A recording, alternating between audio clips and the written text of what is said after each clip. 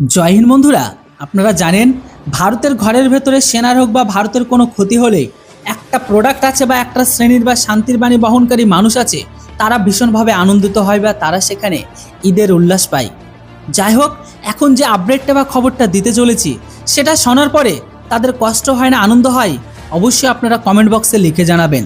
তো বন্ধুরা, খবর এখন বেরিয়ে আসছে এটাই যে জর্জিয়ায় ভেঙে পড়ল তুরস্ক সেনার বিমান, আর এতেই অন্তত 20 জন জওয়ানের মৃত্যু। হ্যাঁ, আপনারা একদম সঠিক শুনেছেন। অ্যাকচুয়ালি বন্ধুরা, কিভাবে বিমান ভেঙে পড়লো আর কোন বিমানে বা ছিল আর এটা কিভাবে বা হলো সব কিছু জানাবো আজকের এই ভিডিওটিতে। তাই ভিডিওটিকে প্লিজ শেষ পর্যন্ত দেখবেন, আর চ্যানেলটিতে প্রথমবারের জন্য হলো সাবস্ক্রাইব, আর প্লিজ ভিডিওটিকে একটা ছোট্ট লাইক। চলুন শুরু করি। বর্তমান সময়ে C-130 বিমানটি আজারবাইজান থেকে তুরস্কে ফিরছিল। হ্যাঁ, আপনারা একদম সঠিক শুনছেন।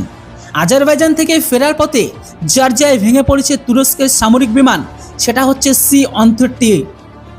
দুর্ঘটনায় এই কার্গো বিমানটিতে ক্রুসহ অন্তত 20 জন জওয়ান ছিল বলে জানা যাচ্ছে। মর্মান্তিক সেই দুর্ঘটনার ভাইরাল হয়েছে ভিডিও সোশ্যাল মিডিয়ায়। যদিও হতাহতের বিস্তারিত তথ্য এখনও প্রকাশ করেনি তারা, তবে তুরস্কের প্রতিরক্ষা মন্ত্রকের তরফে জানানো হয়েছে আমেরিকার তৈরি এই C-130 বিমানটি আজারবাইজান থেকে তুরস্কে ফিরছিল। সেই সময় কোনোভাবে দুর্ঘটনার কবলে পড়ে বিমানটি। যে ভিডিও ফুটেজ সামনে এসেছে সেখানে দেখা যাচ্ছে মাঝ আকাশ থেকে দ্রুত গতিতে নেমে আসছে বিমানটি। এর কিছুক্ষণের মধ্যে সাদা ধোঁয়ার কুণ্ডলি ঢেকে যায় গোটা এলাকা।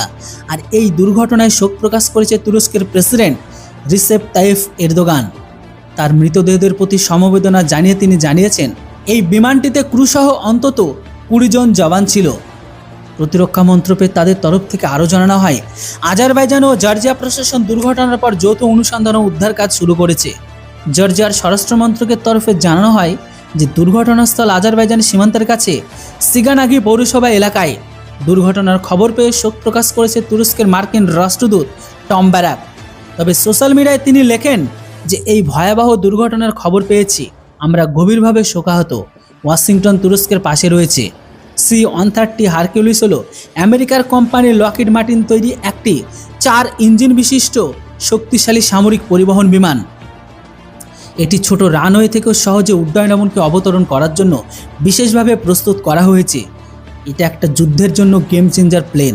এর কাজ সাধারণত পণ্য পরিবহন, গোলাবারুদ, সৈন্য সরঞ্জাম পরিবহন করা। এটি আকাশযুদ্ধ, বিমান হামলা এমনকি গোয়েন্দা অভিযানের জন্য ব্যবহৃত করা হয়। এবার প্রশ্ন হচ্ছে, এই যে এত বড় ঘটনা ঘটে গেল, এই ঘটনা ঘটে যাওয়ার পরে যে প্রোডাক্টের আমি কথা বলেছি বিশেষ একরকম শ্রেণীর, তাদের কি এবার ঈদের আনন্দ আসবে? অবশ্যই এর উপর আপনাদের মূল্যবান মতামত কমেন্ট বক্সে লিখে জানান। ভিডিও আর ইনফরমেশন ভালো লাগলে অবশ্যই ভিডিওটিকে লাইক করে চ্যানেলটিতে নতুন হলে সাবস্ক্রাইব করুন। Thanks for watching. জয় হিন্দ, বন্দে মাতরম।